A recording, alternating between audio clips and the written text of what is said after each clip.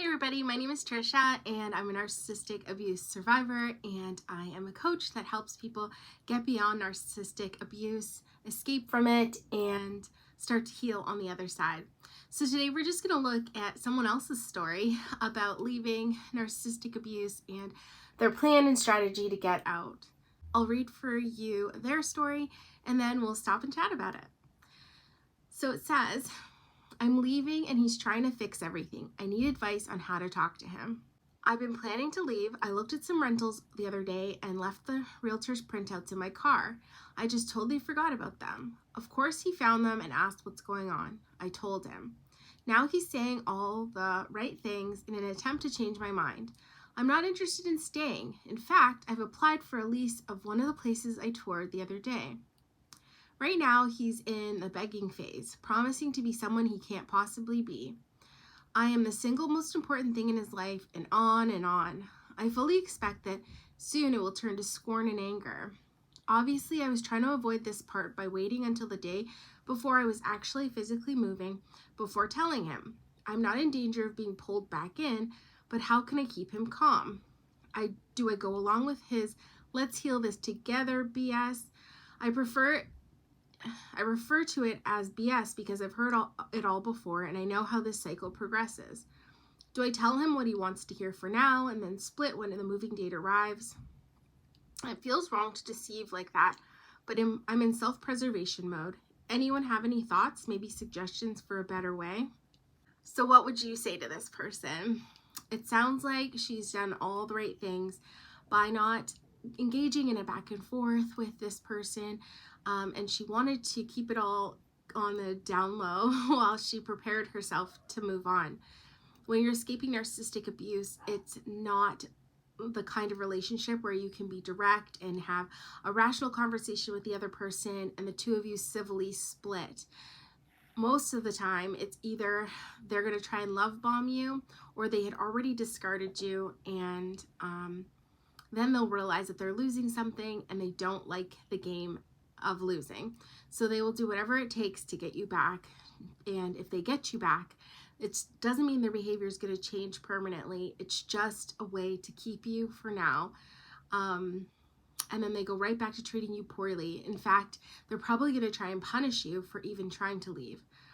So a couple of good things going on here. She's decided to leave A.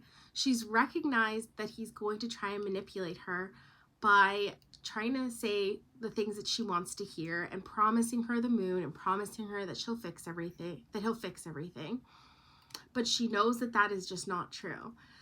So those are really good things that she's got going for her, that she's already in the place where she's doesn't leave room for hope or leave room for manipulation, and she's not prepared to stay in the relationship, but she's ready to go. So those are wonderful. So her question was, what does she tell him for now? And is it manipulating for her to start just telling him what he wants to hear? So yes, it is manipulative in a sense, but you're in a survivor self-preservation mode right now. You're escaping abuse. So you're not manipulating him to get something from him. You're manipulating him to get your freedom and your life back. So I don't see anything wrong with that. I wouldn't, if it goes against your moral values, I wouldn't flat out lie, but just try and gently handle the situation in a way that leaves like him feeling like there's an open end to what's happening. So you can be honest. You can say, I think it's best I move for now. I need to work on myself. And then you can say, we'll see where things go. Like we'll give it a month or two. And then we can start making some decisions, or we can start to make a reconciliation plan. And you just sort of leave it as an open-ended. You can also handle it by telling him, yeah, I heard everything that you had to say, and I just need time to think about it. And sort of keep him calm and appeased that way by letting him know that you're noticing the changes that he's making and that you're willing to consider and think about how to move forward in the relationship. That's another way to just put off giving a final answer, put off having that confrontation as long as possible. And like you said, you weren't planning to tell him until the day before you leave. I would go as far as saying don't tell him until you've actually left. So if you're able to move your things out while he's at work or away for the day, and get into your new place and get settled before you even have to disclose that you've left, that would be most ideal, because even if you give 24 hours ahead of time, you just let him know, then it can cause problems for you. And right now we're focused on you getting healthy, getting strong, getting out of this toxic relationship that is doing a lot of damage to you. And so we don't want to worry about his feelings and his thoughts and his blindsiding him or anything like that. You do what you have to do to be safe at the end of the day. So I would wait till after you left, if at all possible, and I would just continue to say, I've considered what you're saying, and I see changes in you, and I really think I just need some time to think about it and think about what we're going to do, and just avoid the question. Do your best to just stay away as much as possible and preserve yourself, because the next period is going to be really challenging. You don't want to make this period where you're still there challenging as well. So preserve your strength, preserve your energy, and don't say more than you need to. Go as gray rock as you can possibly get, where you're just talking about the basics, nothing important. Don't share happy things that are happening in your life. Don't share sad things that are happening in your life. Just be as neutral as possible and start to disengage from the person. As far as suggestions for a better way, just, start to pack up the things that are really important to you, like family photos, important documents, like anything that's irreplaceable or difficult to replace. I would get those out of the house really as soon as possible. See if you can put them in a storage room, something like that. Leave it with a trusted friend or family member. But if those are things that are like easily taken out of the house without notice, then I would right away do that.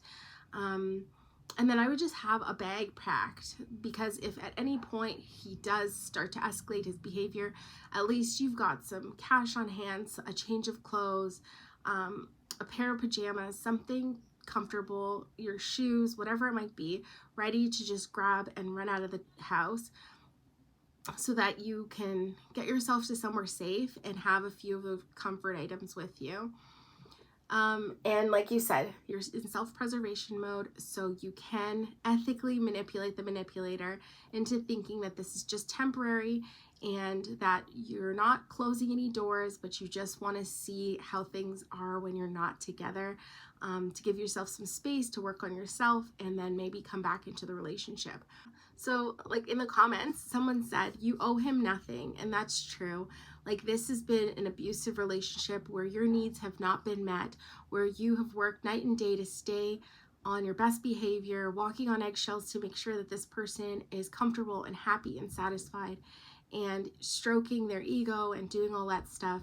So at this point, when you're escaping a bad situation, you don't owe them anything to think about their best interest or their best needs. You need to focus on yourself and getting yourself somewhere safe and healthy as quickly as possible.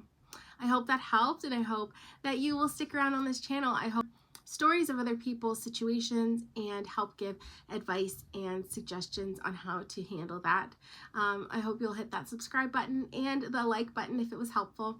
And of course, as always, pop your comments in the section down below for other people to read. If you had a suggestion that you think might have been helpful, or when you were going through this, if you did something that you found was particularly helpful, also leave that in the comment section below to help the next person. Thanks so much. Bye.